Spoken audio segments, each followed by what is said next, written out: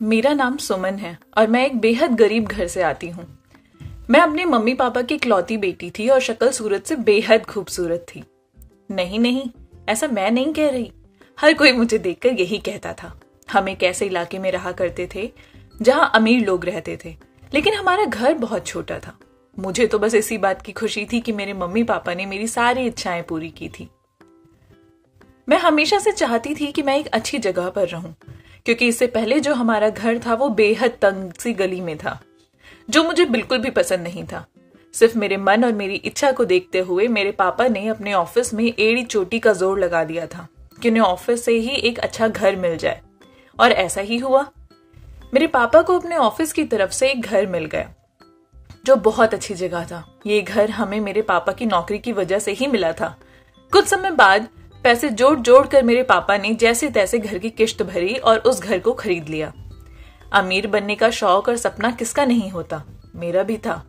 अपने घर के आसपास इतने अमीर लोगों को देखकर मेरा भी मन करता था कि मैं भी उनकी तरह जिंदगी जीऊं, किसी तरीके की कोई टेंशन ना हो मेरी जिंदगी में। जब मन करे शॉपिंग पर चली जाऊं, जब मन करे बाहर का खाना खा लूं, क्योंकि आप गरीब रहकर तो ये सब चीजें नहीं कर सकते। लेकिन मैं साथ साथ ये भी जानती थी कि मेरी किस्मत इतनी आसानी से बदलने वाली नहीं थी। हम जिस तरह के घर से ताल्लुक रखते थे, मेरे लिए तो रिश्ता भी उसी तरीके के घर से आना था ना। कोई अमीर मुझसे शादी क्यों कर लेगा? मैंने अपनी पूरी जिंदगी में ना जाने कितने ही सपने देखे थे। शायद सपने देखते देखते ही एक दिन दुनिया से भी चली जाऊंगी। मेरे घर के सामने एक छोटा सा पार्क था। एक दिन मैं उसी पार्क में गई। पार्क में कुछ देर अभी बैठी ही थी कि एक बूढ़ी औरत मेरे सामने से गुजर रही थी और अचानक से वो फिसल गई। मैं फटाफट उनकी तरफ दौड़ी और उन्हें गिरने से बचा लिया। उनका हाथ पकड़ लिया था मैंने। जैसे तैसे उनका हाथ पकड़कर मैंने उन्हें बेंच पर बिठाया और उनके कपड़ों को मैं साफ करने लगी। उन्होंने बहुत अच्छी साड़ी पहनी हुई थी, काफी महंगी भी लग रही थी। वो मुझसे कहने लगी, ये तुम क्या कर रही हो? मैंने कहा, कुछ नहीं, आपके कपड़े खराब हो गए हैं, बस उसे साफ कर देती हूं मैं। उन्होंने मुझे थैंक यू कहा और उसके बाद मुझसे मेरा नाम पूछने लगी। पूछ रही थी कि तुम कहाँ रहती हो। मैंने कहा, मैं तो यहीं सामने वाले घर में ही रहती हूँ। कभी कभार समय मिलता है तो पार्क में आकर बैठ जाती हूँ। एक दो दोस्त है मेरे यहाँ पर, उनसे बातें कर लेती हूँ। वो औरत कहने लगी कि अभी जब मैं फिसली थी तो आसपास और भी काफी लोग थे, लेकिन कोई भी मदद के लिए आगे नहीं आया। फिर तुमने ही मेरी मदद क्यों की? मैंने उन्हें जवाब दिया कि मेरी माँ हमेशा मुझे सिखाती है कि अगर कभी भी दूसरों की मदद करने का मौका मिले तो अपने हाथ से जाने नहीं देना चाहिए। भगवान हर किसी को ये मौका नहीं देता। मैंने उन्हें अपना नाम बताया और उन्हें इशारे में दिखाया कि मेरा घर कहाँ है। मुझे क्या पता था कि मैं जिसकी मदद कर रही हूँ वो आगे क्या करने वाली है। उन्होंने कुछ ऐसा किया जिससे मैं हैरान रह गई। अगले दिन जब मैं पार्क में गई तो वो मुझे वहीं मिली, पर आज उनके साथ एक लड़का भी था जो लगभग मेरा ही हम उम्र लग रहा था। उन्होंने मुझे दूर से देख लिया था और पास आने का इशारा किया। उनके बुलाने पर मैं उनके पास चली गई। मैंने उन्हें नमस्ते किया। मैं इतना कह भी नहीं पाई थी कि उन्होंने मुझे अपने गले से लगा लिया। वो तो मुझसे ऐसे मिल रही थी जैसे ना जाने वो मुझे कब से जानती हो। और उसके बाद उन्होंने मेरी पहचान अपने साथ खड़े लड़के से करवाई, जो उनका बेटा था। उनके बेटे का नाम अमित था। वो मुझसे कहने लगी कि मेरा बेटा तुम्हारी ही उम्र है, अपना दोस्त ही समझना इसे भी। मुझे उनकी ये बात थोड़ी अजीब लगी थी। भाई, मैं क्यों भला किसी अनजान लड़के से बातें करना शुरू कर दूं? क्यों दोस्त समझूं मैं उसे? आज तक मैं उससे कभी मिली नहीं, मैं उसे जानती नहीं। मुझे पार्क में आए काफी देर हो गई थी। अपनी दोस्त का ही इंतजार कर रही थी, पर वो आई ही नहीं। अब मुझे घर वापस जाना था। उन बूढ़ी औरत ने मेरी हड़बड़ाहट को मेरे चेहरे से पहचान लिया था। मैंने उन्हें कहा कि मैं अपने घर चलती हूँ, तो वो कहने लगी, बेटा थोड़ी देर और बैठो मेरे साथ, फिर चली जाना। वो मुस्कुराते हुए मुझसे कहने लगी कि क्या तुम एक बात जानती हो कि भगवान तुम्हें एक बहुत बड़ा पुण्य करने का मौका देने वाले हैं?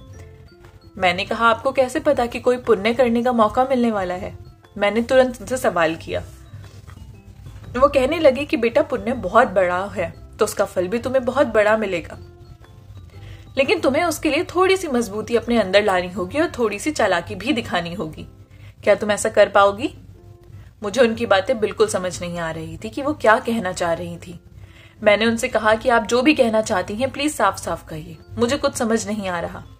अगर ये एक पुण्य का काम है तो मैं जरूर करूंगी।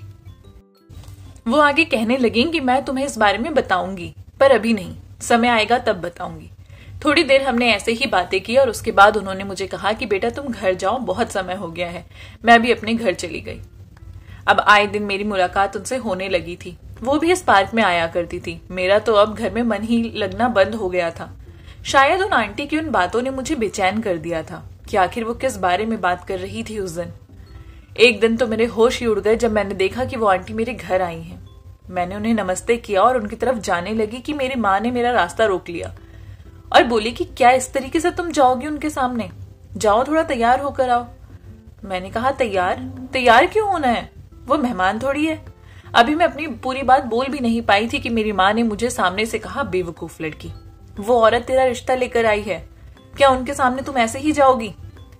मेरा मुंह तो मानो खुला का खुला ही रह गया हो। वो मेरा रिश्ता क्यों लेकर आई हैं? अपनी माँ के कहने पर मैं अंदर गई और जाकर तैयार हो गई।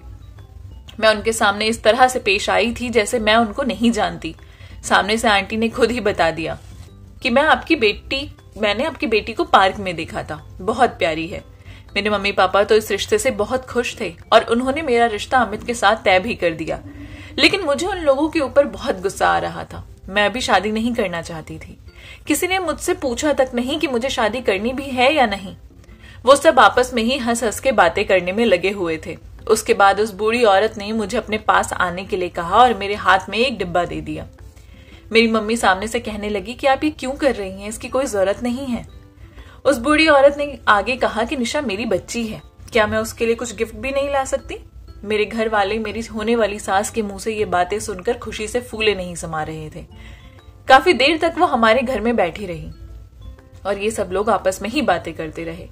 उनके जाने के बाद जो डिब्बा उन्होंने मेरे हाथ में दिया था, मैंने वो सबके सामने ही खोला। उसमें एक फोन था और एक सिम कार्ड भी वहीं था। मेरे मम्मी पापा तो इतने महंगे मोबाइल को देखकर बहुत खुश हो गए, पर मुझे अच्छा नहीं लग रहा था। मैं अपने कमरे में आई और थोड़ी ही देर बाद मोबाइल पर कॉल आने लगा।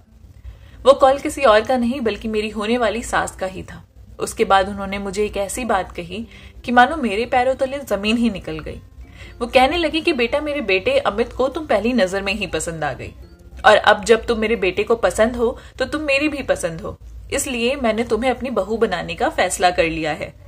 वो तो तुमसे पहली नजर में ही प्यार करने लगा, इसलिए मैं रिश्ता लेकर तुम्हारे घर आई थी। मैं तुम्हारी तरफ से भी हाँ ही सुनना चाहती हूँ। तुम्हारे मम्मी पापा को तो ये रिश्ता बहुत पसंद है, ये बात मैं जानती हूँ, पर मैं एक बार तुम्हारी मर्जी भी जानना चाहूंगी। तुम हमारे घर आओगी तो मैं तुम्हें बेहद खुश रखूंगी। अब मैं उन्हें क्या ही बोलती। मैंने उन्हें कहा कि जैसे मेरे मम्मी पापा को ठीक लगेगा मैं वैसा ही करूंगी। मेरी बातों को सुनकर वो बहुत खुश हो गई। मुझे कहने लगी कि तुम तो बहुत संस्कारी हो। मैं बहुत खुशनसीब हूं कि मुझे इतनी संस्कारी बहू मिल रही है जो अपने माँ पापा की मर्जी का सम्मान करती है। कुछ ही दिनों में मेरी शादी अमित से तय हो गई। मेरी शादी तय होने से लेकर मेरी सगाई, मेरी विदाई तक उन लोगों की तरफ से इतने गिफ्ट आए कि मैं आपको क्या ही बताऊं। और हैरानी की बात तो ये है कि वो सारे गिफ्ट मेरे होने वाले पति अमित ने भेजे थे। इसका मतलब तो बिल्कुल साफ था कि वो मुझसे बहुत प्यार करते हैं। मैंने कहीं किसी किताब में पढ़ा था कि अगर खुश रहना है तो प्यार उससे करो जो तुमसे प्यार करता हो, और अमित मुझे बहुत प्यार करते थे। धीरे धीरे मुझे भी उनसे प्यार हो ही गया था। अपने आप को मैं बहुत खुशकिस्मत समझ रही थी कि कितने अच्छे घर में मेरा रिश्ता हो गया। अमित बहुत सुंदर भी थे। अमित की मम्मी भी बहुत अच्छी थी। उनका खानदान भी बहुत ज्यादा बड़ा नहीं था। मेरी सास तो मुझे पहले से ही बहुत अच्छी लगती थी और वो मेरी दोस्त बनी हुई थी। मैं खुशी से फूले नहीं समा रही थी कि मेरी सास से मेरा रिश्ता इतना अच्छा है। वैसे तो मेरा शादी करने का कोई इरादा नहीं था, लेकिन इतनी अच्छी सास और इतना अच्छा पति पाकर मना करने की कोई वजह भी तो नहीं थी। कुछ ही समय में मेरी शादी हो गई और विदाई के बाद मैं अपने ससुराल आ गई। मेरा कमरा फूलों से सजा हुआ था। मैं तो घर को बस देखती ही जा रही थी कि अचानक दरवाजे पर एक दस्तक हुई। मैं तुरंत ठीक होकर बैठ गई। मुझे लगा अमित आ गए, लेकिन नजरें उठाकर देखा तो अमित नहीं बल्कि उनकी माँ थी। वो मेरे पास आई और मेरा हाथ पकड़कर मेरी तारीफें करने लगी। उन्होंने मुझे बहुत प्यार किया और आगे वो कहने लगी कि बेटा, मैंने तुम्हें बताया था ना कि भगवान तुम्हें पुण्य करने का मौका देने वाले हैं। वो मौका यही है। तुम्हें किसी को गलत रास्ते से सही रास्ते पर लाना है। तुम तो जानती ही हो, सही रास्ते पर लाना एक पुण्य का काम है। ये बहुत बड़ा काम है, किसी की बुराइयों को अच्छाइयों में बदल देना। कोई इंसान अगर बुरा है तो तुम उसे अच्छा इंसान बना दो। वो इस तरह से बातें घुमा घुमा कर बोल रही थी कि मुझे कुछ भी समझ नहीं आ रहा था। मैंने आज फिर अपनी सास से कहा कि माँ जी, अब आप साफ साफ बताइए आप क्या कहना चाहती हैं। आप मेरी सास हैं, आप मुझे जैसा कहेंगी मैं वैसा करूंगी। मेरी बात को सुनकर वो जोर जोर से हंसने लगी और कहने लगी, अभी तो बहुत दिन है, धीरे धीरे पहले तुम इस घर में एडजस्ट हो जाओ, अमित की रूटीन के बारे में जान लो।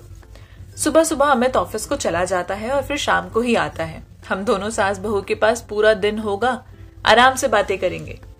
अगर आपको अच्छी सास मिल जाए तो आप अपने आप को लगभग 50% खुशकिस्मत तो मान ही सकते हैं, लेकिन बाकी के 50% आपके पति पर भी निर्भर करता है। मेरी सास तो अच्छी थी ही, पति के बारे में जानना भी बाकी था। सारी बातें करने के बाद मेरी सास मेरे कमरे से बाहर चली गई। कुछ देर में अमित कमरे में आए। अमित के आते ही मेरे मन में तो मानो खुशी के लड्डू फूटने लगे थे। अमित के हाथ में एक ब्रीफकेस था। मैं तो बहुत खुश हो गई कि वो मेरे लिए ना जाने कितना कीमती तोहफा लेकर आए हैं, क्योंकि इतनी रात को ब्रीफकेस का भला क्या काम, उसमें मेरा गिफ्ट ही होगा। मैं इन्हीं सब सोच में गुम थी कि अमित मेरे पास आए और मुझसे बेहद अच्छे से बात करने लगे। उसके बाद वो कहने लगे कि कल तुम्हारी मुंह दिखाई का फंक्शन भी तो है, शादी की भाग दौड़ में तुम भी बहुत थक गई होगी, मैं भी बहुत थक गया हूं। ऐसा करते हैं हम दोनों सो जाते हैं। मुझे उनकी ये बात बहुत अच्छी लगी थी। मुझे ऐसा लग रहा था कि उनको मेरी थकान का एहसास था। वो कितने अच्छे थे, लेकिन साथ ही साथ एक बात बहुत बुरी भी लगी थी कि जो ब्रीफकेस वो लेकर आए थे उन्होंने उसमें से गिफ्ट निकालकर मुझे नहीं दिया, बल्कि उसे तो अलमारी में रख दिया। फिर मुझे लगा कि शायद शादी की भागदौड़ में वो भी तो थक गए होंगे, अभी फिलहाल आराम करना चाहते होंगे, गिफ्ट ही तो है, कल दे देंगे। मैं बैठे बैठे अंदाजा लगा रही थी कि हो सकता है इसमें हनीमून की टिकट्स हो। मेरी खुशी का तो मानो ठिकाना ही नहीं था। सब कुछ बहुत अच्छा लग रहा था मुझे। मेरे पापा मम्मी भी बहुत खुश थे मेरी शादी से, लेकिन उसके बाद अगली ही रात जो हुआ वो मैंने कभी सोचा नहीं था। मैं बेहद हैरान परेशान सी अमित को देखती ही रह गई थी। उसने मेरे कमरे का दरवाजा बंद कर दिया था और मेरे सामने बैठ गया। सामने बैठकर मुझसे कहने लगा कि तुम ठीक हो। मैंने कहा मैं बिल्कुल ठीक हूं, पर आप ऐसा क्यों पूछ रहे हैं। कुछ देर बाद वो अलमारी में रखा हुआ ब्रीफकेस उठाकर वहां लेकर आए और मेरे सामने उसे खोल दिया। उस ब्रीफकेस के अंदर बहुत सारे पैसे थे, इतने पैसे कि मैंने आज तक इतने सारे पैसे एक साथ तो कभी नहीं देखे थे। मैंने उनसे पूछा कि इन पैसों का मुझे क्या करना है, तो वो कहने लगे रुक जाओ, थोड़ा सब्र करो, आगे मैं तुमसे जो बात कहने वाला हूं उस बात को बहुत ध्यान से सुनना, और मेरी बातों को मजाक में तो बिल्कुल भी मत लेना, मैं तुमसे मजाक नहीं कर रहा। मैं बेहद हैरान भरी नजरों से उनको देख रही थी। मैंने उनसे पूछा कि अमित आपका क्या मतलब है, आखिर आप मुझसे क्या कहना चाहते हैं, क्या करना है मुझे इन पैसों का। आगे वो कहने लगे कि मुझे तुम एक समझदार लड़की लगती हो, इस ब्रीफकेस में जितने भी पैसे हैं वो सब तुम्हारे हो सकते हैं, तुम्हें करना बस ये है कि तुम किसी न किसी बहाने मुझे तलाक दे दो। अमित ये कैसी बातें कर रहे थे आज, मेरी शादी का दूसरा ही दिन था और मैं बहुत खुश थी। वो मुझसे तलाक की बात क्यों कर रहे थे, मेरा तो जैसे मन ही बैठ गया। कुछ समझ ही नहीं आ रहा था कि उनका क्या जवाब दूं, आगे क्या करूं। मजाक भी तो नहीं समझ सकती थी, उन्होंने पहले ही कह दिया था कि मेरी बात को एक मजाक नहीं है। मैंने उनसे पूछा कि ये सब आप क्या कह रहे हैं, मुझे कुछ समझ नहीं आ रहा, क्या जवाब दूं मैं आपकी इन बातों का। मैंने अमित से कहा कि अगर आप मेरे साथ खुश नहीं थे तो आपने शादी क्यों की, आप तो मेरे दीवाने थे ना, आप हर रोज मेरे लिए गिफ्ट भेजते थे। अगर आपको मुझसे शादी के दूसरे ही दिन तलाक लेना था तो आपको मुझसे शादी ही नहीं करनी चाहिए थी। मेरी बात को सुनकर अमित जोर जोर से हंसने लगे। वो कहने लगे कि मैंने तुम्हें कोई गिफ्ट नहीं भेजा है, बल्कि पसंद तो तुमने मुझे किया था ना, गिफ्ट तुम मुझे भेजा करती थी, मैंने तुम्हें आज तक एक गिफ्ट नहीं भेजा। अमित की बातें सुनकर तो मैं मानो जैसे पागल सी हो गई थी, क्योंकि मैंने अमित को कभी कोई गिफ्ट नहीं भेजा था। मेरे पास इतने पैसे ही कहाँ थे कि मैं उन्हें कोई गिफ्ट भेज पाती। मुझे ऐसा एहसास हो रहा था कि मेरे साथ जरूर कोई धोखा हुआ है, कोई खेल खेला जा रहा है, पर ऐसा कैसे हो सकता था। अमित आगे कहने लगी कि मेरी बात तुम ध्यान से सुनो, तुम मुझसे तलाक ले लो, तलाक लेने के साथ ही इसमें रखे 60 लाख रुपए तुम्हारे हो जाएंगे, लेकिन तुम्हें इसके बदले सिर्फ मुझे तलाक ही तो देना है, और वो भी सबके सामने। मैं ये सब क्यों कह रहा हूं ये मैं तुम्हें बता दूंगा, लेकिन बाद में, अभी मुझसे कुछ मत पूछना। फिलहाल तुम ये पैसे लो और मुझे तलाक दो, मेरी जान छोड़ो तुम। फिलहाल मेरे पास अमित को जवाब देने के लिए कुछ भी नहीं था, तो मैंने उन्हें कहा कि ठीक है, मैं सोचकर बताती हूँ। मेरा दिमाग तो उस समय काम ही नहीं कर रहा था। मैंने अमित से 5 दिन का समय लिया। अमित आगे कहने लगे कि ये बात सिर्फ हम दोनों पति पत्नी के बीच में ही रहनी चाहिए। उनकी बातों को सुनकर मैं जोर से हंसी। मैंने कहा, पति पत्नी? कौन से पति पत्नी? अभी तो आप मुझसे तलाक की बातें कर रहे थे, मेरी पूरी जिंदगी खराब करने की बातें कर रहे थे, और अब आप मुझसे कह रहे हैं कि मैं किसी को बताऊं भी ना। मेरी आंखों से आंसू बह रहे थे क्योंकि मेरा दिल बहुत ज्यादा दुखी हुआ था। अमित आगे कहने लगे कि देखो, मैं तुम्हारी जिंदगी बर्बाद नहीं करना चाहता, इसलिए तो तुमसे अलग होना चाहता हूं। अब तुम इसको जो मर्जी समझ लो, लेकिन मैं भी मजबूर हूं। उस रात मुझे पूरी रात नींद नहीं आई। यही सोच रही थी कि अमित ने ऐसा क्यों किया। जब उसने मुझे गिफ्ट नहीं भेजे तो किसने भेजे, जबकि वो तो ये भी कह रहे थे कि मैंने उन्हें गिफ्ट भेजे। मैंने उन्हें कभी कोई गिफ्ट नहीं भेजा। उनके हिसाब से तो मैंने उन्हें शादी से पहले पसंद कर लिया था और अब वो मुझसे तलाक चाहते थे। अगर वो चाहते थे तो वो खुद भी 1 मिनट में तलाक दे सकते थे, पर उन्होंने ऐसा नहीं किया। वो मुझे इसके बदले में इतने पैसे क्यों दे रहे हैं? मैं सोचने लगी कि तलाक तो वो मुझे वैसे भी दे ही देंगे। अगर इतने पैसे मेरे पास होंगे तो मैं इन पैसों से बहुत कुछ कर सकती हूँ। शायद मैं रिश्तेदारी और शादी को भी भूल जाऊं, क्योंकि शादी तो मैं अभी करना ही नहीं चाहती थी। अपनी पूरी जिंदगी तो मैं एक एक चीज के लिए तरस गई थी। कम से कम ये पैसे रहेंगे तो अपने सपनों को तो पूरा कर पाऊंगी, अमीरों की तरह जी पाऊंगी। और अब जब मुझे इतने सारे पैसे मिल रहे हैं तो क्यों ना मैं तलाक देकर ये मामला यहीं खत्म कर दूं। पर मैं इस दिल का क्या करती जो अमित के लिए धड़कने लगा था। मेरी आंखों से आंसू बह रहे थे। मैं अमित से अलग नहीं होना चाहती थी। मैं अमित से प्यार करने लगी थी। मेरा दिमाग तो मानो जैसे किसी मशीन की तरह तेजी से चल रहा था। पर अमित ऐसा क्यों चाहते थे कि मैं उनसे तलाक ले लूं? क्या फायदा होगा उनको अगर मैं उनसे दूसरे ही दिन तलाक ले लेती तो? बदनामी तो उनकी भी होगी। उन्हें भी तो अपनी दोस्ती रिश्तेदारी में बताना पड़ेगा कि ऐसा क्यों हुआ। उनके खानदान के साथ साथ मेरे घर वाले भी मेरे पीछे पड़ जाएंगे। मेरे साथ साथ अमित की बदनामी होना तो तय था। जब इतनी बदनामी और इतनी जिल्लत भरी जिंदगी मिलेगी तो इन पैसों का भी क्या ही कर लूंगी मैं। कितनी खुशी दे पाएंगे ये पैसे मुझे कुछ समझ नहीं आ रहा था कि मैं क्या करूं। अब मैंने सोच लिया था कि एक बार अपनी सास से बात करती हूँ। अगले दिन सुबह उठकर मैंने अपनी सास को रोते हुए सारी बात बताई।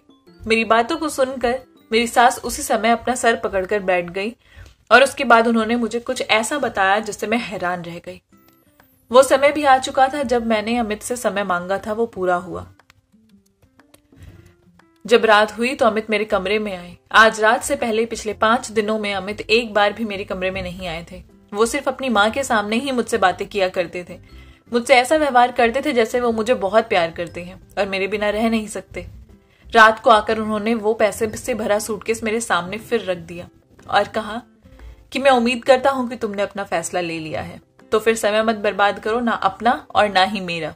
कोई रोना धोना मत करना और ना ही किसी तरीके का कोई ड्रामा करना। मैंने तुम्हें जैसा कहा है बस वैसा ही करो।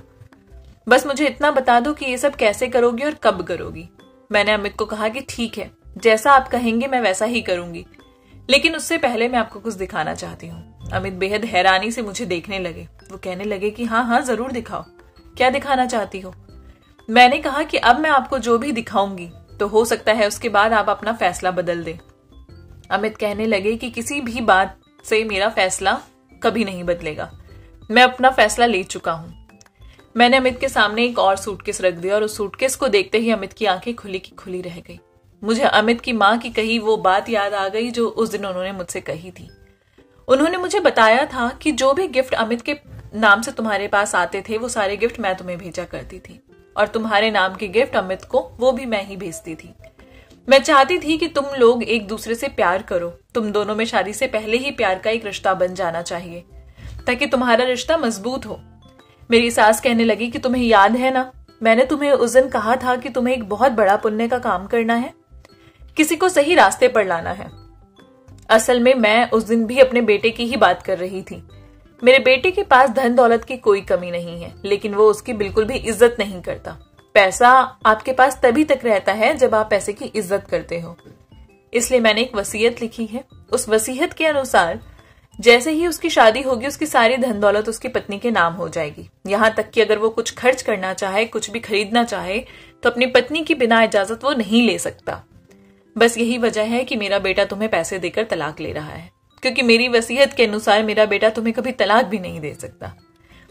वो तुम्हें मजबूर कर रहा था, इसलिए उसने तुम्हें कहा कि तुम तलाक मांगो, क्योंकि अगर तुम तलाक मांगोगी तो वो मुझे यही कहता कि जब वो मेरे साथ नहीं रहना चाहती तो मैं उसमें क्या करूं। बहुत होशियारी से वो ये सारे काम कर रहा था। वो अपनी आजादी वापस पाना चाहता था। उस दिन मैंने अपनी सास से कहा कि माँ जी, आपने ठीक नहीं किया। आपने बेटे को धोखे में रखकर अगर आप उसकी बार बार शादी करती रहेंगी तो वो तो किसी न किसी बहाने लड़की को तलाक लेता रहेगा। तो ऐसे कितनी ही जिंदगी आप खराब कर देंगी अपने बेटे को सुधारने के चक्कर में। मेरी सास कहने लगी, तो तुम ही बताओ मुझे क्या करना चाहिए, क्या रास्ता है इस बात का। उसके बाद मेरे कहने पर मेरी सास ने एक और वसीयत लिखी। उस वसीयत के अनुसार अमित अब से अपनी मर्जी से सारा पैसा खर्च कर सकता था, लेकिन सिर्फ तब तक जब तक मैं उसकी पत्नी हूं। आज जो सूटकेस मैंने खोला था, उस सूटकेस के अंदर वही वसीयत थी और उस वसीयत को देखकर बेचारा अमित सर पकड़कर बैठ गया था। वो कुछ सोचने समझने की हालत में भी नहीं था। मैंने उसको समझाया कि शादी का मतलब जिंदगी भर का साथ होता है, यूं इतनी सी बातों पर उसे खत्म नहीं कर दिया जाता। मुझे नहीं पता कि आप मुझे पसंद करते हैं या नहीं, लेकिन मैं आपको बहुत पसंद करती हूँ और मैं आप ही के साथ रहना चाहती हूँ। मैं आपसे वादा करती हूँ कि मैं आपको कभी परेशान नहीं करूंगी और हर मुश्किल घड़ी में आपका साथ दूंगी। अमित मेरी बातों को सुनकर गुस्से में कमरे से बाहर निकल गए और लगभग 2-3 दिनों तक उन्होंने मुझसे कोई बात नहीं की। लेकिन उसके बाद अपनी मां के समझाने पर उन्होंने मुझसे माफी मांगी और मुझे छोड़ने का इरादा त्याग दिया। वो समझ गए थे कि शादी जन्मों का बंधन है। वो भी मुझे मन ही मन चाहने तो लगे थे। कुछ समय बाद धीरे धीरे जब हम दोनों एक दूसरे के साथ सहज हो गए तो हम हनीमून पर भी गए थे। हम दोनों को ही एक दूसरे से बेहद प्यार हो चुका था।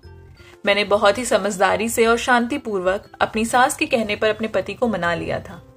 मेरे पति को तो हमेशा से ही अय्याशी भरी जिंदगी ही पसंद थी। उन्हें पैसों की कोई कदर थी ही नहीं।